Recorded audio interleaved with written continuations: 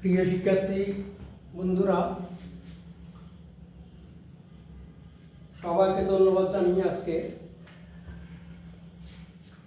এই পর্বটা শুরু করছি। আশা করি সবাই ভালো আছো। আজকে এই পর্বে আমরা নবম ও দশম শ্রেণীর বীজগণিতের অনুশীলনী 3.5-এর 27 এবং 28 নম্বর গণিতের সমাধান করব। বন্ধুরা, 27 নম্বর বলা আছে 4% হার মুনাফায় কোনো টাকার 2 বছরের সরল মুনাফা ও চক্রবৃদ্ধি মুনাফার পার্থক্য 1 টাকা হলে মূলধন কত? কি বলা আছে? 4% হার মুনাফায় কোনো টাকা 2 বছরের সরল মুনাফা এবং চক্রবৃদ্ধি মুনাফার পার্থক্য 1 টাকা। তাহলে বলা হচ্ছে মূলধন কত।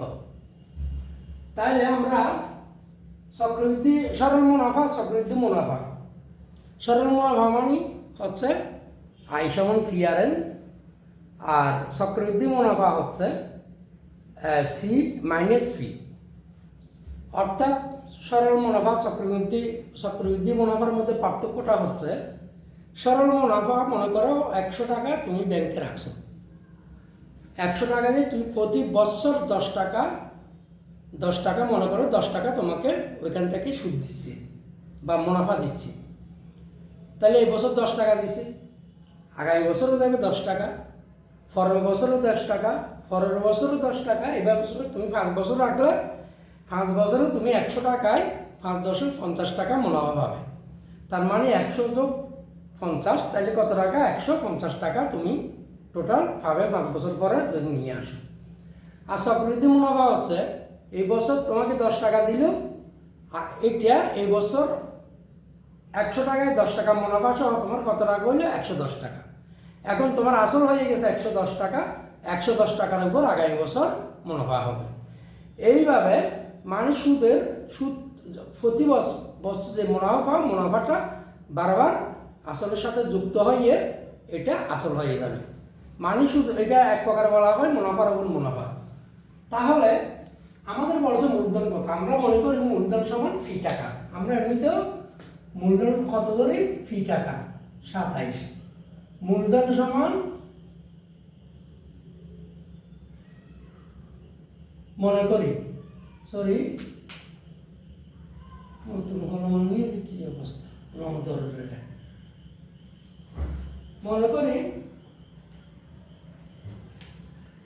মনে করি সমাধান। এটা সমাধান হচ্ছে অত ধরলাম আমরা 27 নম্বর। মনে করি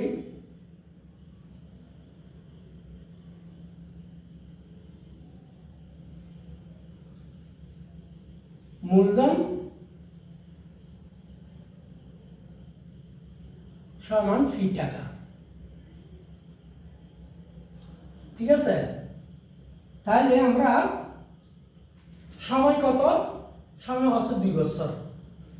সময় কমা আচ্ছা, মুনাফার হার ধরে আগে। মুনাফার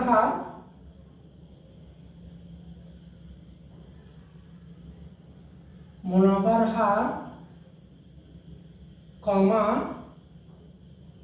আর সমান কত? 4% বা 100 ভাগের 4 টাকা বা 25 ভাগের 1 টাকা। অর্থাৎ 4 দিয়ে 100-কে কাটলে আমরা 25 পাই। তারপরে সময় কমা n সমান কত? 2 বছর। 2 বছর। ঠিক আছে? আচ্ছা, তাহলে আমরা আমাদের বলছে সরল মুনাফা এবং চক্রবৃদ্ধি মুনাফার পার্থক্য বের করতে। এটা কিন্তু আমাদের দেওয়া আছে, এই জন্য এখানে একটু লিখে দিলে ভালো হয় দেওয়া আছে, কমা এই। এখন আমাদের সরল মুনাফা কত? সরল মুনাফা হচ্ছে আমরা ধরি কি আই সমান পিআরএন। সরল মুনাফা কত? আই সমান পিআরএন। তাহলে সুতরাং সরল মুনাফা সমান সরল মুনাফা কমা আই সমান পি আর এন। তাহলে সমান কত পাচ্ছি আমরা? ফি মানে তো ফি ধরছি, আর এন হচ্ছে কত? গুণ। আচ্ছা আমরা আগে একেবারে আরো ইজি করে ফেলি অঙ্কটা। তাহলে সরল মুনাফা হয়েছে কত? এটা। তার চক্রবৃদ্ধি মুনাফা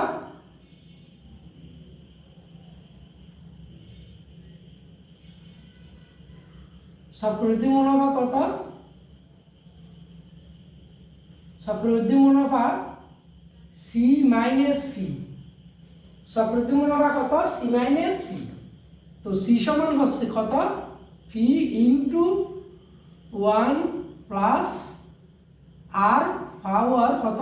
এন মাইনাস ফি। অর্থাৎ সি মানে হচ্ছে মূলধন সহ মুনাফা। সি মানে হচ্ছে কি? মূলধন সহ মুনাফা। তাহলে এটা যদি এই পর্যন্ত এটা হচ্ছে মূলধন সহ মুনাফা। তাহলে এখান থেকে যদি আমরা আসলটা বাদ দিই, ফি মূলধনটা বাদ দিই, তাহলে আর মুনাফাটা থাকতেছে না এখানে। আচ্ছা তাহলে এখানেও আমরা পাচ্ছি মুনাফা, এখানেও আমরা পাচ্ছি কি? মুনাফা। এখন প্রশ্ন মতে আমাদেরকে বলছে সরল মুনাফা এবং চক্রবৃদ্ধি মুনাফার পার্থক্য কত? 1। তাহলে প্রশ্ন মতে সুতরাং প্রশ্ন মতে দেখো এইটা চক্রবৃদ্ধি মুনাফা নিশ্চয় বড় হবে, সরল মুনাফা কি হবে? চক্রবৃদ্ধি মুনাফা চেয়ে সরল মুনাফা কম হবে। কেন? ওই যে বুঝালাম, চক্রবৃদ্ধি সরল মুনাফায় তুমি প্রতি বছর 10 টাকা 10 টাকা, এভাবে 2 বছর ধরে 10 দুগুণ 20 টাকা, 120 টাকা পাবে। চক্রবৃদ্ধি মুনাফায় এই বছর 10 টাকা বাড়ছে, 110 টাকা, এইটার উপর আগামী বছর আবার সুদ হবে, প্রায় 11 টাকা হবে, তাইলে 121 টাকা। তাহলে নিশ্চয় আমার চক্রবৃদ্ধি মুনাফা সেই সরল মুনাফা কম। তাহলে প্রশ্ন মতে আগে চক্রবৃদ্ধি মুনাফাটা লেখো, এটা হচ্ছে চক্রবৃদ্ধি মুনাফা। এই যে তাহলে পি ইন্টু 1 প্লাস আর পাওয়ার এন আর মাইনাস ফি, তারপরে minus P R N, minus এই যে সরল মুনাফা পি আর এন। ঠিক আছে?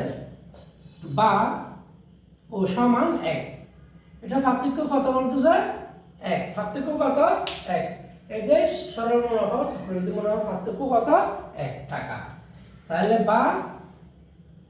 বা ফি ইন্টু 1 প্লাস আর সমান কত? 1/25, পাওয়ার হচ্ছে কত? 2, সময় কত? 2 বছর, 2 সময় 2 মাইনাস ফি আর মানে কত? আর মানে হচ্ছে 1/25 আর এন মানে হচ্ছে 2 সমান 1। ঠিক আছে? আশা করি বুঝতে পারতেছ। তারপরে বা তাহলে এখানে আমরা যদি অঙ্কটা আগে এখানে করে ফেলি, ফি ইন্টু লসাগু কত? 25। তাহলে হর দিবাগ লব দ্বিগুণ 25কে 25 যোগ 1 পাওয়ার 2 মাইনাস ফি মাইনাস এখানে আমরা কত পাবো? ফি ইন্টু 25 ভাগের কত? 2 সমান 1। আমরা এগুলা ইয়া করে ফেলতে পারি, ওই পাক করে ফেলতে পারি। ফি ইন্টু দেখো তো একটু, আমরা যদি এখানে এই 25-এর 11 হতো 26, তাহলে 25-এর 11 হতো 26, 26 ভাগ কত? 25, 26 ভাগ 25, 26 ভাগ 25, তাহলে কত পাইলাম আমরা 1.04। আবার আমরা এখানে যেহেতু স্কোয়ার দুইটা 1.04, 1.04 কত হয়েছে 1.0816। আচ্ছা 1 দশমিক কত পাচ্ছি এখানে 1 এইটা ব্যাকেটের মধ্যে দিলেও হচ্ছে 1.0816 বিয়োগ ফি বিয়োগ 2কে 25 দিয়ে গুণ দাও। এখন 2 ভাগ 25 কত হয় 0.08। তাহলে ফি ইন্টু 0.08 সমান 1। ঠিক আছে। আচ্ছা তারপরে বা আমরা এখানে কি করব এখন ফি কমন নিই। ফি যদি আমরা কমন নিই তাহলে কাটতে স্যার কেন 1.0816 বিয়োগ ফি কমন গেল এখানে 1 বিয়োগ এখানে ফি কমন গেল 0.08 সমান 1। ঠিক আছে। বা ফি এখানে আমরা একটা যোগ বিয়োগ করি আগে এটা 1 মাইনাস এটা আমরা লাইন একটা বেশি হইলো বন্ধুরা সবার মান কিন্তু সবার মেধা কিন্তু এক নয়, তাই লাইন একটা বেশি হইলো আমি এটা আগে যোগ বিয়োগ করি 16 বিয়োগ এই বিয়োগে 1 যোগ দাও এখানেও বিয়োগ 1 এটা বিয়োগ 0.08 তাহলে 1.08 সমান 1। ঠিক আছে। বা ফি ইন্টু আমরা এটা থেকে এটা বিয়োগ দিই তাহলে 1.0816 বিয়োগ 1.08 আমরা পাচ্ছি 0.0016 সমান 1। ঠিক আছে। এখন বা ফি সমান এটা গুণ আছে ওইখানে কি হবে বাক হবে কি হবে বাক হবে তাহলে বাক 0.0016 উপর হতো 1। এখন 1কে এটা দিয়ে বাক দিই আমরা 1 ভাগ 0.0016 হয় হতো 625। আমরা পাচ্ছি সুতরাং ফি সমান 625 টাকা। তাহলে আমরা বন্ধুরা আমরা মূলধন কত ধরছিলাম ফি টাকা, মূলধন কত ধরছিলাম ফি টাকা। তাইলে সুতরাং আমরা ফি সমান এখানে কত পাইলাম ফি সমান 625 টাকা। সুতরাং এখানে যে সুতরাং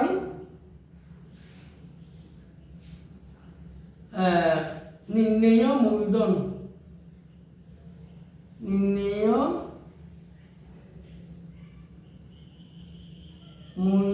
সমান 625 টাকা। এটা হচ্ছে আমাদের আজকের 27 নম্বরের আনসার।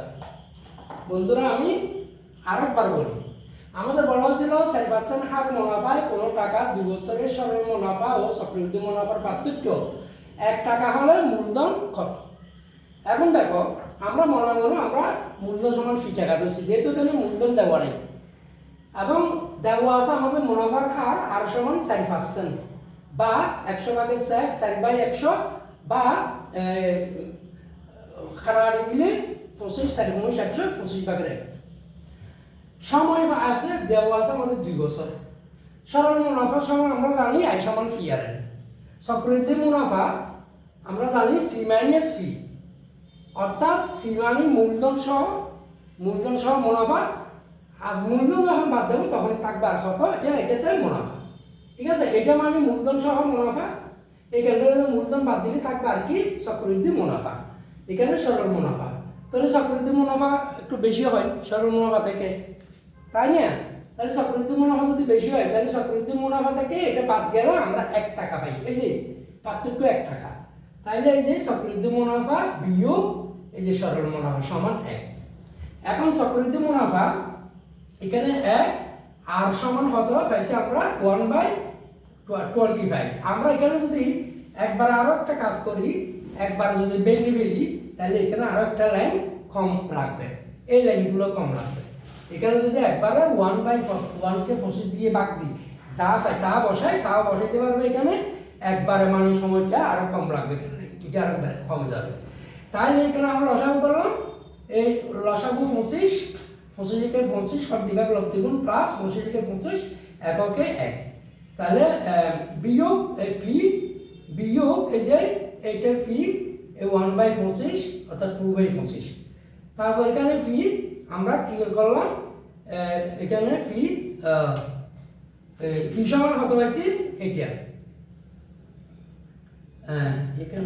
এখানে আমরা গুণ চিহ্ন দিলে হয়ে যাচ্ছে, আবার আরেকটা লাইন বাড়াতে হবে। হ্যাঁ, গুণ চিহ্ন দিয়ে দিছি।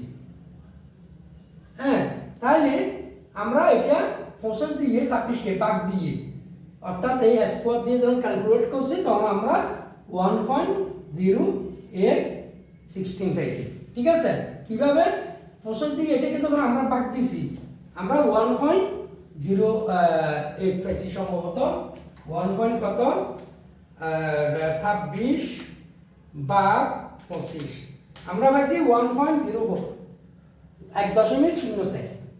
1.04কে যেহেতু এখানে স্কোয়ার আছে আবার 1.04 দিয়ে গুণ দিয়ে আমরা কি এটা পাচ্ছি, বিয়োগ এটা এই ফি। তারপরে এখানে এটা দিয়ে 2কে 5 দিয়ে ভাগ দিলে 0.08 পাই। ঠিক আছে, এখন আমরা এখানে ফি কমন নিই। ফি যদি কমন নিই তাহলে এখান থেকে এটা এই যে ফি, এখানে ফি কমন নিই। সরি, আমাদের এটা এখানে একটা গুণ চিহ্ন দিয়ে দিই, তাহলে এক ব্র্যাকেটের মধ্যে হয়ে যাচ্ছে। ওগুলো আবার দ্বিতীয় মধ্যে ব্যবহার করতে হইব, এটার মধ্যে একটা গুণ চিহ্ন দিয়ে দিই। ঠিক আছে, গুণ। তাহলে আমরা এখানে কি করলাম, ফি কমন নিলাম। ফি যদি কমন নিই তাহলে এখান থেকে থাকতেছে কোনটা, এটা বিয়োগ এই ফি কমন নিলে 1, ফিকে ফি কমন মানে ভাগ, বিয়োগ এখান থেকে ফি কমন নিলে পাচ্ছি 0.08।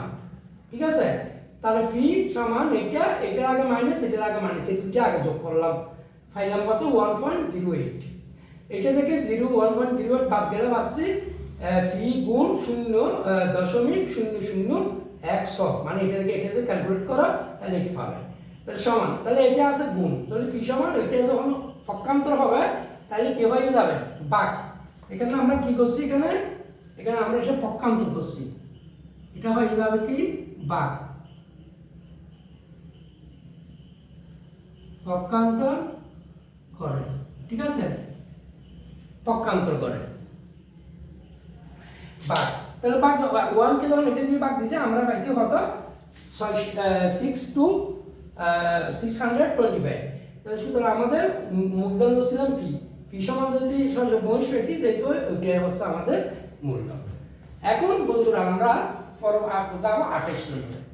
কোন আসল, আচ্ছা, কোন আসল ও 3 বছরে সরল মুনাফা সহ 760 টাকা এবং 5 বছরে সরল মুনাফা সহ 600 টাকা, তাহলে শতকরা মুনাফার হার কত? কি বলছে, কোন আসল 3 বছরে, এটা 3, এটা আবার ওর মতো লাগছে 3 বছরে সরল মুনাফা সহ 760 টাকা হয় এবং 5 বছরে সরল মুনাফা সহ 600 টাকা হয়। বলা হচ্ছে এখানে মূলধন কত, এই যে মুনাফার হার কত, সরি এখানে বলা হচ্ছে মুনাফার হার, এখানে মুনাফার হার দেব নাই, এখানে যে আসল এখানেও সেই আসল, অর্থাৎ আসলটা এক, যেটা 3 বছরের সর্বনিম্ন বার্ষিক 760 হয় এবং 5 বছরের সর্বনিম্ন বার্ষিক 600 টাকা হয়। তাইলে বলা হচ্ছে শতকরা মুনাফার হার কত। আমরা এখানে দেখি তাহলে আমরা জানি এ সমান পি যোগ আর সরল মুনাফার ক্ষেত্রে কি জানি, এটা 28,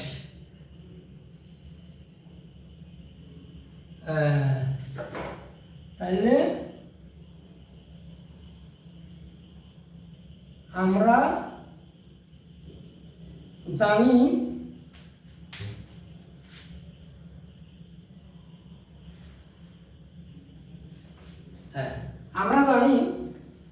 সরল মুনাফার ক্ষেত্রে কি হয়, সরল মুনাফার ক্ষেত্রে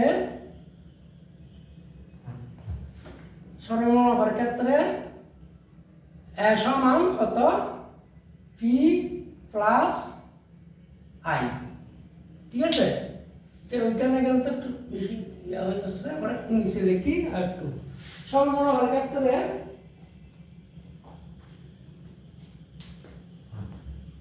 এ সমান পি প্লাস আই।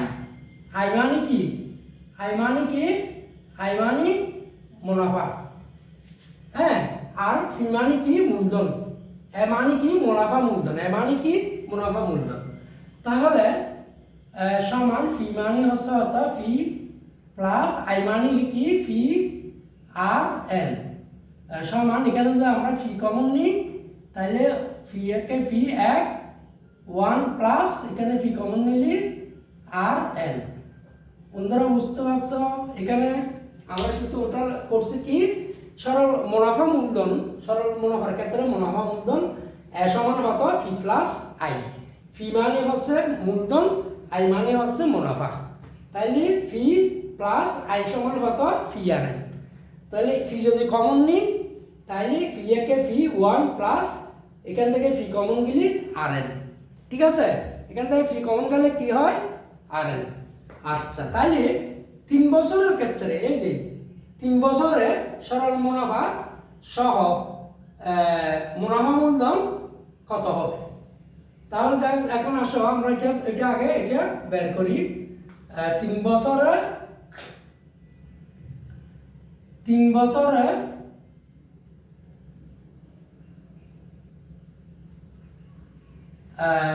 সরল মুনাফার ক্ষেত্রে 3 বছরে মুনাফা মূলধন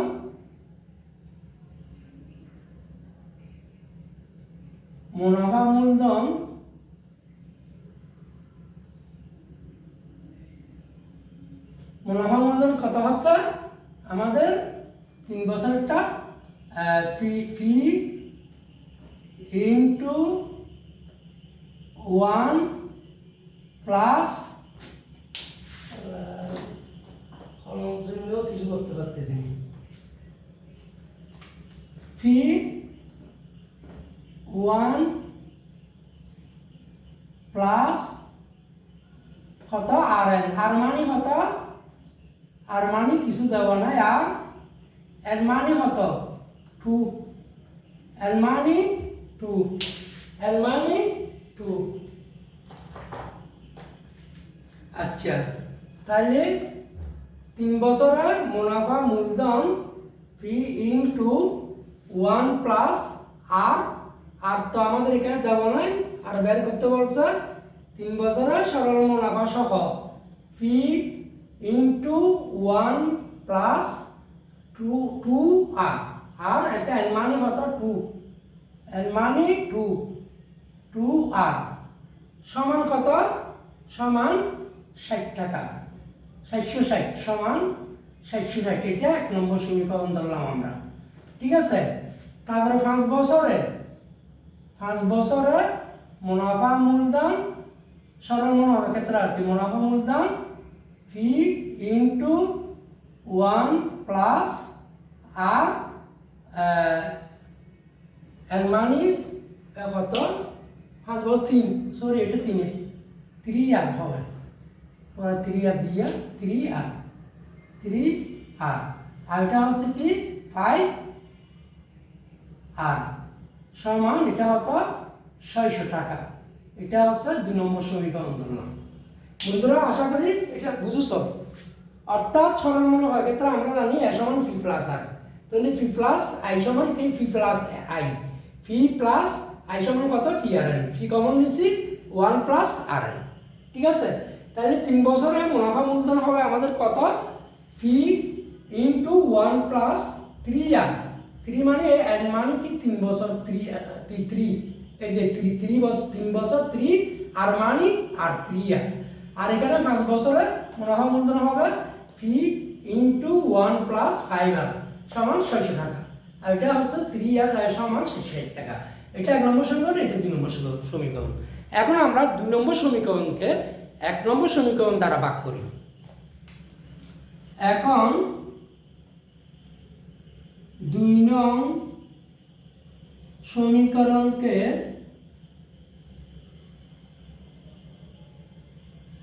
1 নং সমীকরণ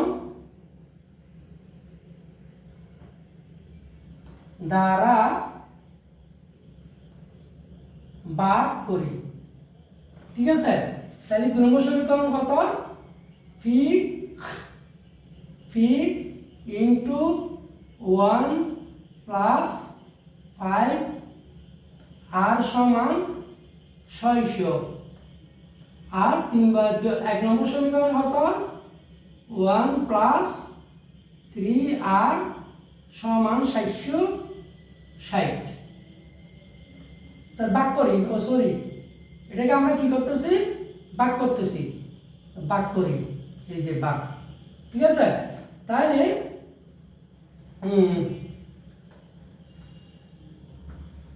ভাগ করি সমান ভাগ, এটাকে এটি দিবা এটাকে ভাগ দিই, তাহলে আমরা ফি কাটা গেল। ঠিক আছে, ফি কাটা গেল, আমি দেখে মজা হচ্ছে না, ফি কাটা গেল, এখানে 0 কাটা গেল, 46 হলে 23 দোকানো 46 আর এখানে 30 দোকানো কত 60।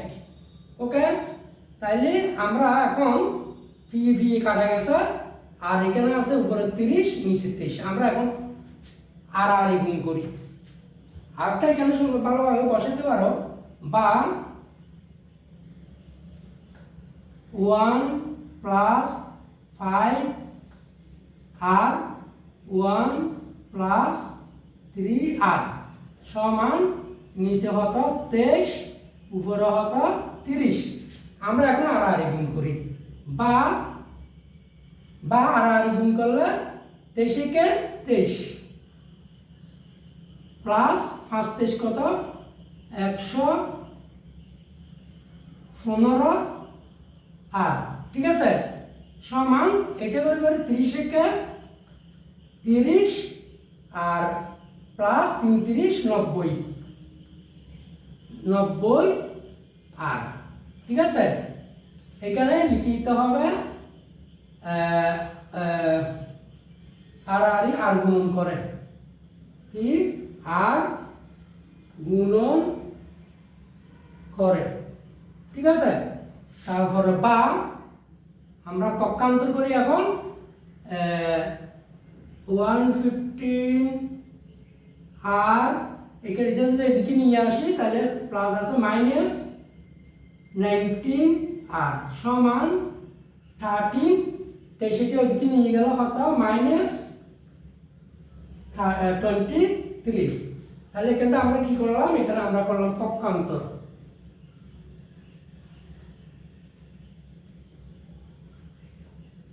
পক্ষান্তর করে। ঠিক আছে, তারপর আসছে 115 থেকে 19 গেল কত 25 বা 25 আর সমান 30 থেকে গেল কত 7। ঠিক আছে, বা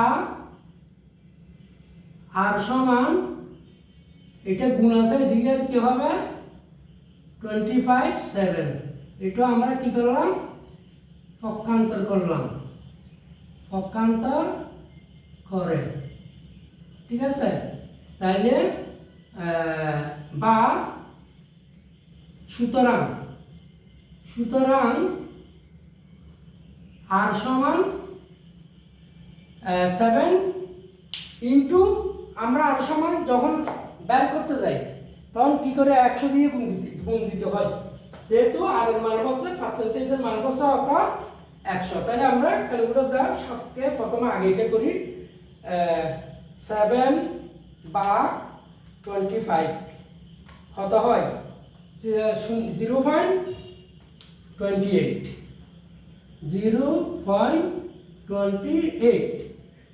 আমাদের কি বলা হয়েছে এখানে, আমাদের কি চাইছে শতকরা মুনাফার হার কত, এখানে শতকরা মুনাফার হার কত। তো সুতরাং